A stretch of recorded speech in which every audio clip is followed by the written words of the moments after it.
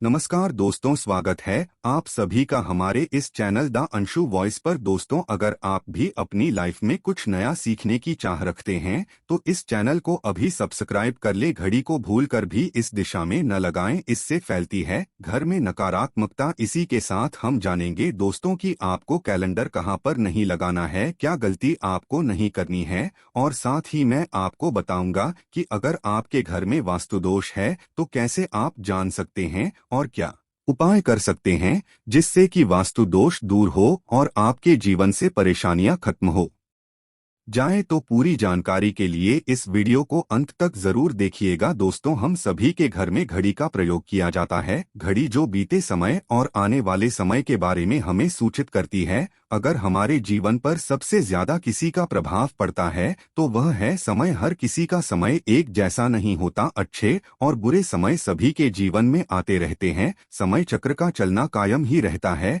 समय किसी के लिए नहीं रुकता। लेकिन अगर हम आपसे कहे कि आप अपने समय को अच्छा बनाने के लिए कुछ उपाय कर सकते हैं तो आपको यह सुन के कैसा लगेगा? जी हाँ, हम बात कर रहे हैं घर में लगी घड़ी की, जिसे हम रोज निहारते हैं। पर कभी यह नहीं सोचा होगा कि यह घड़ी हमारा समय बदलने में और अच्छा समय लाने में मदद कर सकती है। दोस्तों, हम कई बार जीवन में छोटी छोटी चीजों को नजरअंदाज कर देते हैं, लेकिन वहीं कुछ चीजें हमारे भाग्य पर अच्छा बुरा प्रभाव डालती हैं। कि ही तरह घर में और भी कुछ चीजें हैं जो आपके वास्तु दोष का कारण बनती है और आपकी परेशानी की वजह बनती है। वो आइए पहले जान ले। क्या आपको अपने घर में वास्तु दोष के बारे में कैसे पता लगता है और किस इस तरह से आप बड़ी ही आसानी से इसे ठीक कर सकते हैं? दोस्तों, वास्तुशास्त्र के अनुसार किसी भी घर में वास्तुदोष होने से सुख शांति और पारिवारिक उन्नति में बाधा पैदा होती है। के कारण पनपने वाली नेगेटिव ऊर्जा से व्यक्ति के भाग्य पर बुरा प्रभाव पड़ता है। साथ ही घर के लोगों को कई प्रकार की परेशानियों का सामना करना पड़ता है।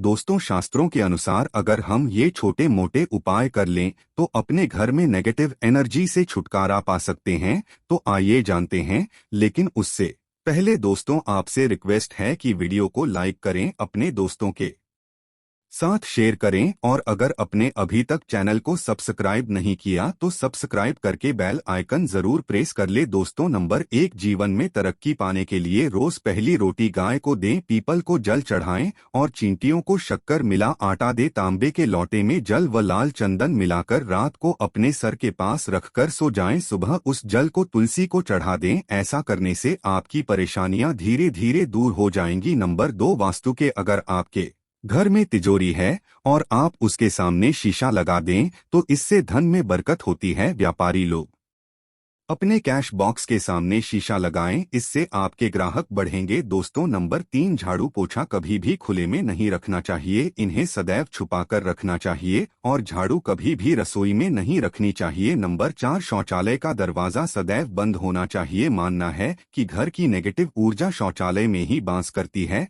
ऐसे में अगर शौचालय का दरवाजा खुला रहता है तो नेगेटिव ऊर्जा आपके घर में प्रवेश करती है। नंबर 5, घर में सुख शांति के लिए कपूर को घी में डुबाकर सुबह शाम जलाना चाहिए। इससे घर में वास्तुदोष भी कम होता है और रहे सदस्यों के जीवन की परेशानियां दूर होती है। दोस्तों, नंबर 6, दुर्घटना से बचने के लिए शाम को हनुमान चालीसा के बाद कपूर जरूर जलाना चाहिए। नंबर, घर में इस जगह वास्तुदोष हो वहां कपूर की 2 टिकियां रखें। खत्म हो जाने के बाद वहां दोबारा इसे रखें। नंबर 8, सूर्य अस्त के बाद कभी भी किसी को दूध दही या प्याज नहीं देना चाहिए, यह भाग्य में बाधक भी बन सकता है। नंबर 9, घर के मुख्य द्वार पर कूड़ादान कभी भी ना रखें। नंबर 10, घर में टूटा हुआ दिशा कभी भी नहीं होना चाहिए। नंबर 11, अच्छे भाग्य के लिए सुबह नहाते समय पानी में थोड़ा सा कपूर का तेल मिलाएं। शनिवार को चमेली का तेल भी मिला सकते हैं। नंबर 12, लक्ष्मी की कृपा पाने के लिए रोज रात को रसोई अच्छी तरह से साफ करके चांदी की कटोरी में कपूर और लौंग जलाए। यह प्रक्रिया रोज की जाए तो घर में बरकत बनी रहती है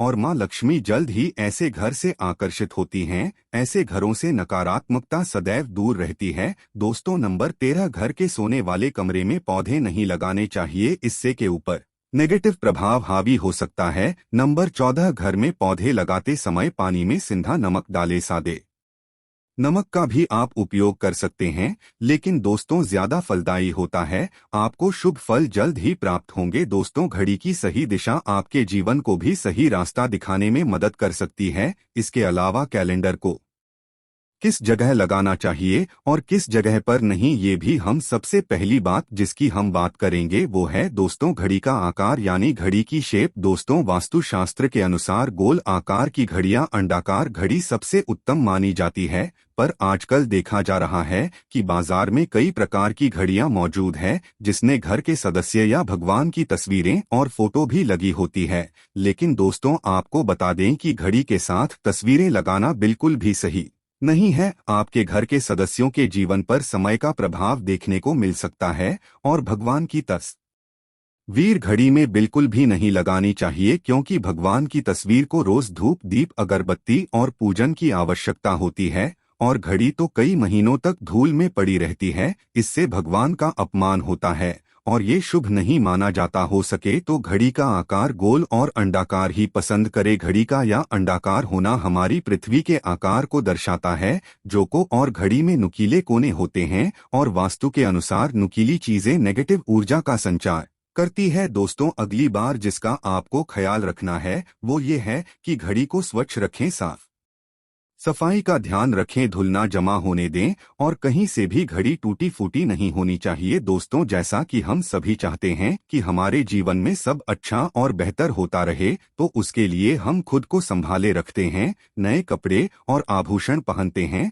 उसी प्रकार अपने घर की घड़ी को स्वच्छ और नए जैसा ही रखना चाहिए, यानी कहीं से भी टूटी फूटी नहीं होनी चाहिए। समय समय पर घड़ी पर चढ़ी धूल और जालों को साफ करते रहें, जिससे आपका भाग्य भी धुंधला नहीं पड़ेगा। दोस्तों, कई घरों में आदत होती है कि पुरानी गाड़ी को बनवाकर ही चलाते रहते हैं। एक जगह नई घड़ी आई तो पुरानी किसी और जगह है लगा देते हैं। ध्यान रखें, घर में पुरानी या फिर टूटी हुई या धूल चढ़ी हुई और बंद गाड़ी तो बिल्कुल भी ना रखें, क्योंकि इससे घर में नकारात्मकता और दरिद्रता का वास होने लगता है। बंद पड़ी घड़ी तो घर में रखने से व्यक्ति के जीवन में नए अवसर नहीं आते और वह अपने कार्य में कामयाबी प्राप्त नहीं कर पाता। अगली बात जिसका आपको ध्यान रखना है वह है घड़ी की सही दिशा। घड़ी को कभी भी दक्षिण दिशा में नहीं लगाना चाहिए। दक्षिण यमलोक की दिशा मानी जाती है।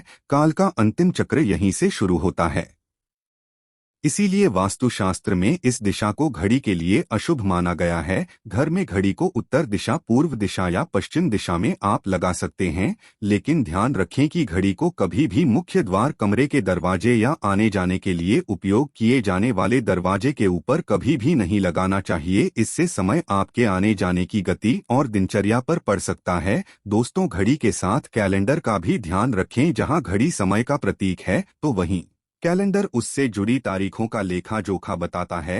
कैलेंडर को पूर्वी और उत्तरी दिशा की दीवार पर कभी भी नहीं लगाना चाहिए, ये इससे वास्तु दोष उत्पन्न होता है। और कृपया करके अपने घरों में नए कैलेंडर के साथ पुराना कैलेंडर कभी भी ना लगाएं। दोस्तों, और कैलेंडर दोनों ही आने वाले समय के सूचक है जो हमें आगे बढ़ने की प्रेरणा देते हैं। उन्हें समय के अनुसार ही लगाना चाहिए। इस बात का सदैव ध्यान रखें कि घड़ी का समय सदैव सही होना चाहिए। बहुत से लोगों की आदत होती है घड़ी का समय आगे या पीछे रखते हैं, तो ये गलती आप ना करे। समय सदैव सही रखें, इससे आपको कभी भी समय का कालचक्र और दुष्ट परिणाम प्राप्त नहीं होता। ये छोटा सा आप जरूर करके देखिए। दोस्तों, छोटी छोटी बातें हैं जिनका आपको ध्यान रखना है। दोस्तों, रखी हुई घड़ी और पुराना कैलेंडर आपके भाग्य को भी रुकावटों से भर देता है, इसीलिए वक्त के साथ आगे बढ़ते रहने के लिए घड़ी और कैलेंडर को बदलते रहिए। और कैलेंडर को कभी भी अपने सोने के कमरे में ना लगाएं, ना ही इसे कभी मुख्य द्वार पर टांगे, ये शुभ नहीं माना जाता। पुरानी घड़ी किसी दान में देना शुभ माना जाता है, इससे आपके जीवन से बुरा समय निकल जाता है। इसीलिए अगर आपके घर में कोई पुरानी घड़ी है जो टूटी फूटी ना हो और खराब ना हो तो वो किसी जरूरतमंद को दान में जरूर दें। आशा है कि आज की इस प्रस्तुति में बताई गई जानकारी आपको अच्छे से समझ आ गई होगी। वीडियो अच्छा लगा हो तो एक लाइक अवश्य कर दें। धन्यवाद वीडियो के अंत तक बने रहने के लिए।